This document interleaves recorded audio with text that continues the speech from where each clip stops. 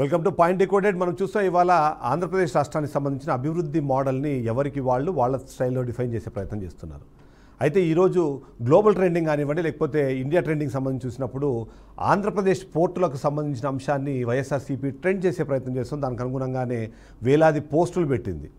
అంతేకాకుండా ఆంధ్రప్రదేశ్ రాష్ట్ర అభివృద్ధి జరగాలి అంటే పోర్టులపైన దృష్టి పెట్టాల్సిన అవసరం ఉందనే విధంగా మాట్లాడడంతో పాటు గత 5 ఏళ్ల పాటు తామేం చేశామో చెప్పే ప్రయత్నం చేయడము, కొత్త ప్రభుత్వం ఏర్పడిన తర్వాత కూటమి ప్రభుత్వంలో ఎలా దాని వైపుగా అడుగులు పడట్లేదు అనే విధంగా కూడా చెప్పే ప్రయత్నము ఒక వీడియో ద్వారా చేస్తున్నారు. దాదాపుగా 14 నిమిషాల పాటు ఉన్న ఆ వీడియోలో జగన్మోహన్ రెడ్డి గత 5 ఏళ్ల పాలనలో పోర్టులకు సంబంధించిన అంశంపైన ఎలా తను ముందుకు వెళ్ళారు, ఇప్పుడు కూటమి ప్రభుత్వం వచ్చిన తర్వాత దాంట్లో సిచ్యువేషన్ ఏంటనే విషయానికి సంబంధించిన వార్తను చెప్పే ప్రయత్నం చేస్తున్నారు. సో ఈ నేపథ్యంలోనే నిజంగానే ఏపీ అంటే ఆంధ్రప్రదేశే కాదు, ఆంధ్ర పోర్ట్సా అనే అనుమానం వచ్చేలాగా వాళ్ళు చేస్తున్న ఈ ఏదైతే ప్రచారం ఉందో దానికి సంబంధించి మనం పాయింట్ డీకోడ్ చేసే ప్రయత్నం చేద్దాం. ఆ పాయింట్ పైనే ఫస్ట్ దీన్ని డీకోడ్ చేయాలంటే ఫస్ట్ క్వశ్చన్ మనం చూడాలి. ఫస్ట్ క్వశ్చన్ ఏంటంటే మనం చూస్తే ఎందుకు ఆంధ్రప్రదేశ్ రాష్ట్రానికి సంబంధించి పోర్టుల అభివృద్ధి అన్నది పోర్టుల అభివృద్ధికి ఆంధ్రప్రదేశ్ రాష్ట్రం కేంద్రం అని జగన్మోహన్ రెడ్డి ఎందుకు భావించారు, అంతేకాకుండా ఇప్పటికి కూడా ఎందుకు భావిస్తున్నారు అన్నది ఫస్ట్ క్వశ్చన్. అయితే ఆయన మొదటి నుంచి చెప్పే ప్రయత్నం మాత్రం చాలా క్లియర్గా ఉంది. ఆంధ్రప్రదేశ్ రాష్ట్రానికి 974 కిలోమీటర్ల తీరరేఖ ఉంది. ఇది తీర ఆధారిత వాణిజ్యం, నౌగామి అంటే బ్లూ ఎకానమీ అనే అవకాశాలకి ఎక్కువ అవకాశాన్ని క్రియేట్ చేస్తుంది అనేది అది చెప్తున్నారు. అంతేకాకుండా దేశంలో 95% సరుకు అన్నది, అంటే సరుకు రవాణాకు సంబంధించి 90% వాల్యూమ్, అలాగే 70% విలువ నీటి మార్గాల ద్వారానే వస్తుంది అన్నది జగన్మోహన్ రెడ్డి భావన. అందువల్ల పోర్టులు దేశీయ అంతర్జాతీయ ట్రేడ్ కోసం అవి కీలకమైనవిగా భావించారు. అందుకనే పోర్టు ఆధారిత పారిశ్రామిక వృద్ధి, అలాగే నిరుద్యోగులకు ఉద్యోగ అవకాశాలు, ఎంఎస్ఎంఈ వృద్ధి అనే మిశ్రమాభివృద్ధి మోడల్గా వాళ్ళు ముందుకెళ్లే ప్రయత్నం చేశారు. అందులో భాగంగానే సరుకు రవాణా, స్పెషలైజ్డ్ ఎగుమతుల వంతెనగా ఇవి పనిచేసేలాగా contracts, industries, pharma, shipping, food processing వంటి విభాగాల్లో పెట్టుబడులను ఆకర్షించేందుకు గతంలో ప్రయత్నం చేశారు. రాష్ట్ర ఆర్థిక వ్యవస్థలో పోర్టుల ద్వారా ముఖ్యంగా లాజిస్టిక్స్, ఎక్స్పోర్ట్స్, తీర పొలాల సమీకరణం ఇవన్నీ కూడా ఏపీని ఒక హైదరాబాద్, విజయవాడ కాకుండా అంతకన్నా పెద్దగా గొప్పగా సముద్ర ఆధారిత వృద్ధి ప్రాంతంగా మార్చాలనే దాని మీదనే వాళ్ళు దృష్టి పెట్టారు. ఆ నేపథ్యంలోనే దానికి అనుగుణంగానే 4 పోర్ట్లు, 10 ఫిషింగ్ హార్బర్లు కూడా కట్టే ప్రయత్నం చేశారు. వాటిని వాళ్ళు టాప్ ప్రియారిటీలో పెట్టుకొని వాటిని ముందుకు తీసుకెళ్లే ప్రయత్నం చేశారు. సో ఈ నేపథ్యంలోనే సెకండ్ క్వశ్చన్ అడగాలి మనం. ఎందుకంటే జగన్ హయాంలో పోర్టుల నిర్మాణం కానివ్వండి, ఫిషింగ్ హార్బర్ల నిర్మాణం కానివ్వండి ఏ దశకు చేరింది అనే విషయానికి సంబంధించి మనం మాట్లాడాల్సిన అవసరం ఉంటుంది. అందులో భాగంగా మనం చూస్తే మచిలీపట్నం పోర్టు 5156 కోట్లు, 4 బర్త్ డీప్ వాటర్ పోర్టులు ఉంటే అందులో పనులు 2023 మే 22న అధికారికంగా ప్రారంభించిన పరిస్థితి ఉంది. అందులో మొదటి దశలో 35 మిలియన్ టన్నుల సామర్థ్యము, భవిష్యత్తులో 116 మిలియన్ టన్నుల వరకు పెంచాలనే లక్ష్యంతో అది ముందుకు వెళ్ళింది. ఇక రెండో పోర్టును చూస్తే రామాయపట్నం పోర్టు, ఇది నెల్లూరు జిల్లాలో ఉంటుంది. దీంట్లో 14,000 కోట్ల రూపాయలకు సంబంధించిన ప్రాజెక్ట్ ఇది. ఇందులో నిర్మాణం 2 దశల్లో జరుగుతుంది. రాష్ట్రంలో మరికొన్ని కొత్త పోర్టులు, ఫిషింగ్ హార్బర్లు, ఆధునిక లాజిస్టిక్ వనరుల అభివృద్ధి కోసము వాళ్ళు అది నిర్ణయాన్ని తీసుకొని ముందుకు వెళ్ళారు. అయితే ఈ నేపథ్యంలో పథకాలు ప్లానింగ్ స్థాయి నుంచి నిర్మాణము అమలు దశల్లోకి వచ్చిన పరిస్థితి ఉంది. కొన్ని పోర్టుల పనులు ఇంకా కంటిన్యూ అవుతున్నాయి. అయితే అన్నీ పూర్తి కాకపోవడం అన్నది మనకు అనిపిస్తోంది. ఈ నేపథ్యంలోనే 4 పోర్ట్లు అలాగే 10 ఫిషింగ్ హార్బర్లు, దానికి సంబంధించి ఆయన ఆలోచించిన ప్రకారం తీర ప్రాంతం అన్న దానికి సంబంధించి ముందుకు వెళ్లే క్రమంలో ఈ పోర్ట్లు అన్నవి కొత్త అవకాశాలను క్రియేట్ చేయడంతో పాటు కొత్తగా వీటి సెంట్రిక్గా డెవలప్మెంట్ అన్నదాన్ని ప్రారంభించవచ్చు అన్నది. ఒక బెంగళూరు, ఒక హైదరాబాదు మనం చూసినప్పుడు వాటికి ఉన్న బిగ్గెస్ట్ అడ్వాంటేజ్ అక్కడ ఉన్న ఎన్విరాన్మెంట్. కానీ ఆంధ్రప్రదేశ్ రాష్ట్రానికి సంబంధించి చూసినప్పుడు తీర ప్రాంతం ఎక్కువగా ఉండడం వల్ల అక్కడ అలాంటి బిజినెసెస్ కన్నా, అంటే ఇన్ఫ్రాస్ట్రక్చర్ కానివ్వండి, ఇన్ఫర్మేషన్ టెక్నాలజీ, వీటికన్నా పోర్టు ఆధారితంగా వచ్చే బిజినెసెస్ అన్నవి బాగా సక్సెస్ అవుతాయనే ఆలోచనలో ఆయన ఉన్నారు. కాబట్టి దానికి అనుగుణంగానే ఆయన ముందుకు వెళ్ళే ప్రయత్నం చేశారు.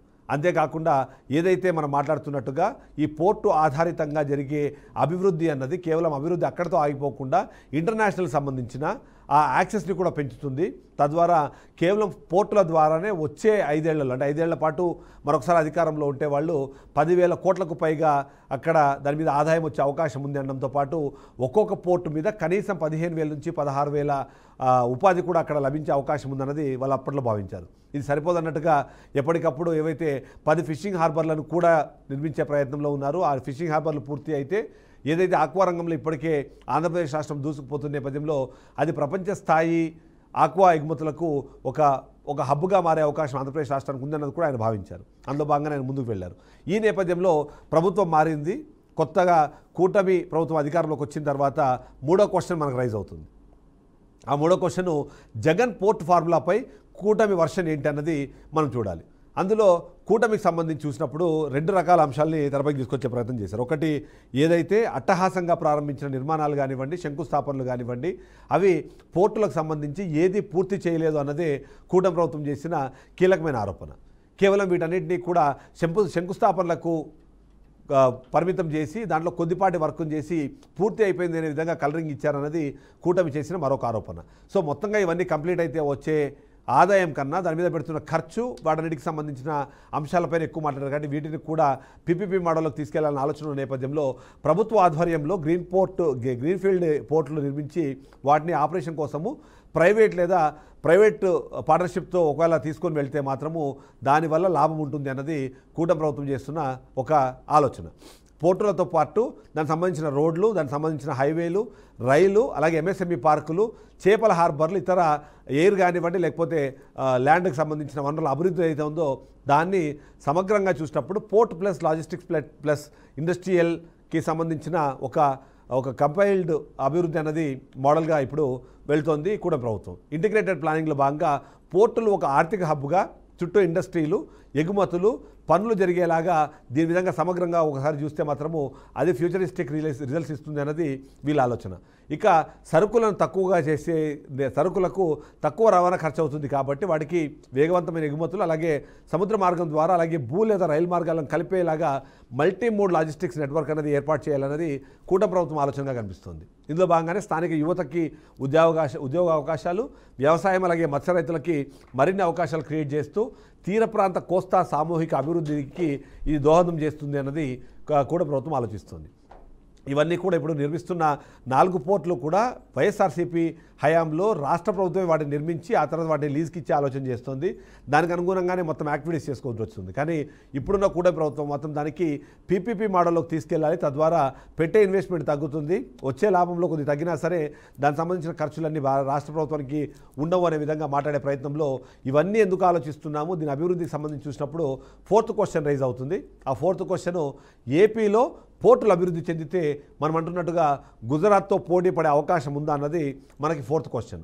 ఖచ్చితంగా దీనికి సంబంధించి మనం పోటీ పడే అవకాశం ఉంటుంది అన్నది గత ప్రభుత్వంలోని వైఎస్ఆర్సీపీ కానివ్వండి, ఇప్పుడు అధికారంలో ఉన్న కూటమి కానివ్వండి అదే మాట చెప్తోంది. దేశంలో 2వ అతిపెద్ద తీర ప్రాంతం ఉన్న రాష్ట్రంగా ఆంధ్రప్రదేశ్ రాష్ట్రం ఉన్న నేపథ్యంలో ఈ తీరరేఖ, అలాగే కొత్తగా వచ్చే డీప్ సీ పోర్టులు, అంతేకాకుండా భారీగా వచ్చే ఇన్వెస్ట్మెంట్స్, సమగ్ర లాజిస్టిక్ మోడల్ అన్ని ఇవన్నీ చూస్తే మాత్రం ఖచ్చితంగా ఏపీని ఒక చాలా కాంపిటేటివ్ స్ట్రెంత్గా మారుస్తుంది అన్నది ఇప్పటికే రాష్ట్ర ప్రభుత్వం అనుకుంటుంది. అందులో భాగంగానే ఏపీలో ఎగుమతులు కానివ్వండి, వాణిజ్య పారిశ్రామిక వృద్ధి పెరిగితే ట్రేడ్ వాల్యూమ్ పెరుగుతుంది, చిన్న పరిశ్రమలు ముందుకు వస్తాయి. ఎంఎస్ఎంఈల ద్వారా కూడా మనం ఏదైతే గతంలో ఉన్నట్టుగా తెలంగాణ లేకపోతే మిగిలిన ప్రాంతాల్లో ఉన్న ఆ బర్డన్ని కూడా ఆంధ్రప్రదేశ్ రాష్ట్రం తీసుకునే అవకాశం ఉంటుంది. అదే కాకుండా ఎక్స్పోర్ట్స్కి సంబంధించి చూసినప్పుడు తెలంగాణ కానివ్వండి లేకపోతే కర్ణాటక లాంటి రాష్ట్రాలు అటు చెన్నైకి వెళ్లకుండా ఇటు ఏపీకి సంబంధించిన పోర్టుల వైపు వెళ్తే దాని వల్ల అడిషనల్ రెస్పాన్సిబిలిటీ లేదా అలాంటి అడిషనల్ రెవెన్యూ వచ్చే అవకాశం ఉంది అన్నది మనకు అనిపిస్తుంది. అయితే ఒక ఆప్షన్, ఇప్పుడున్న ప్రాబ్లము గుజరాత్ ఇప్పటికే చాలా పటిష్టమైన నెట్వర్క్తో ఉంది, ట్రాన్స్షిప్మెంట్కి సంబంధించిన లింకులు ఉన్నాయి, బలమైన వాణిజ్య చేలితో ముందున్నది కాబట్టి వాటికన్నా మంచిగా ఒకవేళ ఏపీ మెరుగైన వసతులు కల్పించి కాస్ట్ ఎఫెక్టివ్ మోడల్స్లో ఒకవేళ రవాణాకు కూడా అవకాశం కల్పిస్తే ఈ దగ్గరలో ఉన్న కంపెనీస్ అన్ని కూడా మన వైపుగా తిరిగే అవకాశం ఉంది. అంతేకాకుండా అడ్వాంటేజ్గా చూసినప్పుడు కూడా ప్రతి 200 కిలోమీటర్లకి దూరంలో ఒక పోర్ట్ వచ్చే అవకాశం ఉంది కాబట్టి దానివల్ల అడ్వాంటేజ్ వస్తుంది అన్నది. ఈ విధంగా చూస్తే మాత్రం ఖచ్చితంగా ఏపీ గుజరాత్తో పోటీ పడే అవకాశం ఉంది. అయితే అంతే సందర్భంలో మనం ఎంత మాత్రం దాన్ని బీట్ చేయగలుగుతామనే దాంట్లో కొన్ని సమస్యలు అయితే ఉన్నాయి, కానీ బట్ ఎంతో కొంత అడ్వాంటేజ్ అయితే ఉంటుందని. ఆ నేపథ్యంలో మనం చూసుకోవాల్సిన అంశాలు ఏంటంటే ఏపీ ఇవన్నీ కొత్త పోర్టులు, ఇవన్నీ పూర్తి కాలేదు. ఒక్కొక్క పోర్టు పూర్తి అయిన తర్వాత, ఆ ప్రాజెక్టు పూర్తి అయిన తర్వాత అక్కడికి వచ్చే సరుకుల వాల్యూమ్ కానివ్వండి, ఎక్స్పోర్ట్స్ కానివ్వండి, కార్గో వర్గాల్లో దానికి సంబంధించిన అడిషనల్ ఇన్సెంటివ్స్ కానివ్వండి, అవన్నీ పెరిగిన తర్వాత ఖచ్చితంగా గుజరాత్తో మనము సాలిడ్గా పోటీ పడే అవకాశం ఉంటుంది అన్నది మనకు అనిపిస్తుంది. సో ఈ విధంగా చూస్తే వచ్చే 5 నుంచి 10 సంవత్సరాల్లో నిజంగా చెప్పాలంటే సమగ్ర పర్యావరణము, సరైన పాలసీలు, పెట్టుబడులు ఉంటే ఏపీ గుజరాత్తో పోటీ చేసే స్థాయికి చేరుకుంటుంది అనేది అయితే ప్రతి ఒక్కరు మాట్లాడుకుంటున్నారు. సో ఈ నేపథ్యంలో చూస్తే మాత్రం ఖచ్చితంగా ఏపీ గుజరాత్ని దాటి ముందుకు వెళ్ళాలంటే మాత్రం పూర్తి స్థాయిలో దీనికి సంబంధించిన పోర్టులు దానికి అనుగుణంగా ఏర్పడే అభివృద్ధి ఏదో దాని మీద కాన్సన్ట్రేట్ చేయాల్సిన అవసరం అయితే కనిపిస్తుంది.